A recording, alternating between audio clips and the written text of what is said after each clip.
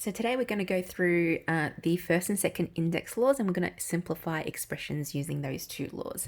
Now there are 6 index laws in total, and our focus for today is the law of multiplication and the law of division. So for the multiplication law, all we need to remember is that providing that the bases are exactly the same, so providing we have the same base and they're being multiplied, all we do to the powers is we add them.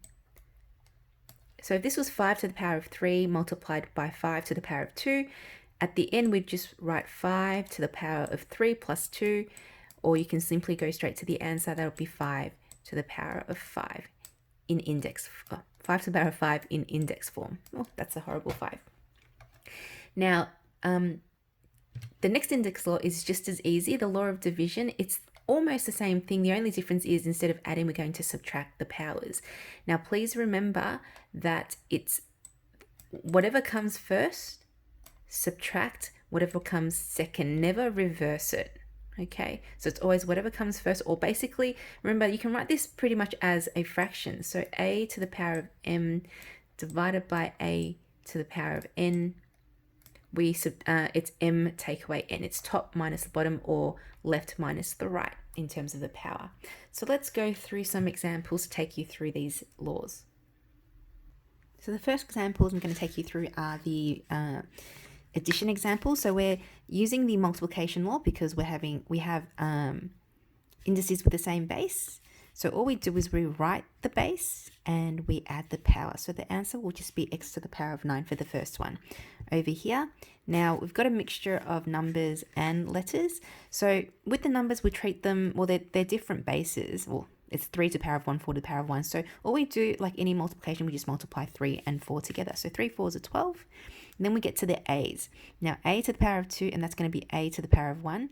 They're the same base, so we write the base and we add their powers. So 2 plus 1 is 3. And for the b to the power of 1 and b to the power of 3, we write the base and we add the powers. So we get b4. Over here, we have some division examples. So when we divide indices with the same base, we just subtract the powers. So it's going to be m, we write the base and we go 7 minus 5, that's going to be m squared. You can also think of it as, if this was written as a fraction, that's m7 over m5.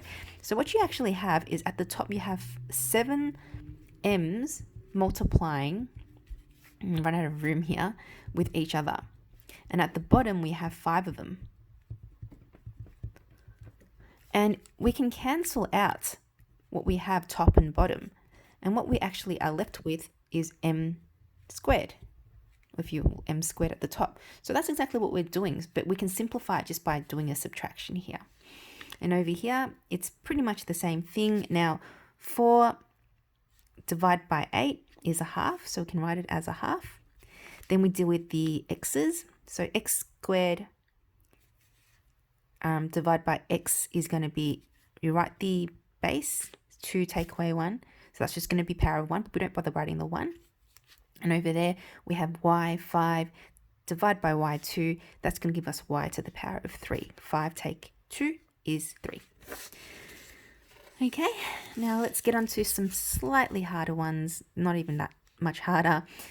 X to the power of 10 divided by x2. That's going to be, write the base, and we subtract the powers because we're dividing. X to the power of 8. And over here, nothing different. So we can simplify the 8 and the 12. 4 goes into 8 twice, 4 goes into 12 3 times, just like any fraction when we cancel down. And then this is going to be a6 minus 2, which is going to be a to the power of 4, and that disappears. This is going to be b3 minus 2.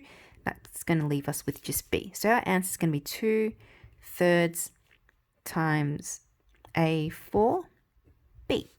Or you could also write it as 2a4b all over 3. It's the same thing. Down at the bottom here, okay, remember we worked from left to right. So the first bit that we're going to do is we're going to add the powers. That's going to give me x to the power of 5 divided by x to the power of 4, because I haven't dealt with this yet. And over here we subtract because we're dividing, and the answer is just going to be x. Down here, nothing different. Once again, we can do it in any order, really. We can deal with the top first and then do a division, or we can pick and choose in this case because it's just division and multiplication here. So let's just assume we'll do the top first. So 2 times 8 is going to be 16. A cubed times a squared is going to be a5. And b times b cubed is going to be b4. And at the bottom, we still have 4a4b squared. 16 divided by 4 is going to give us 4. A5 divided by A4 is going to give us A. B4 divided by B2 is going to give us B2. 4 take 2. And that's our final answer there.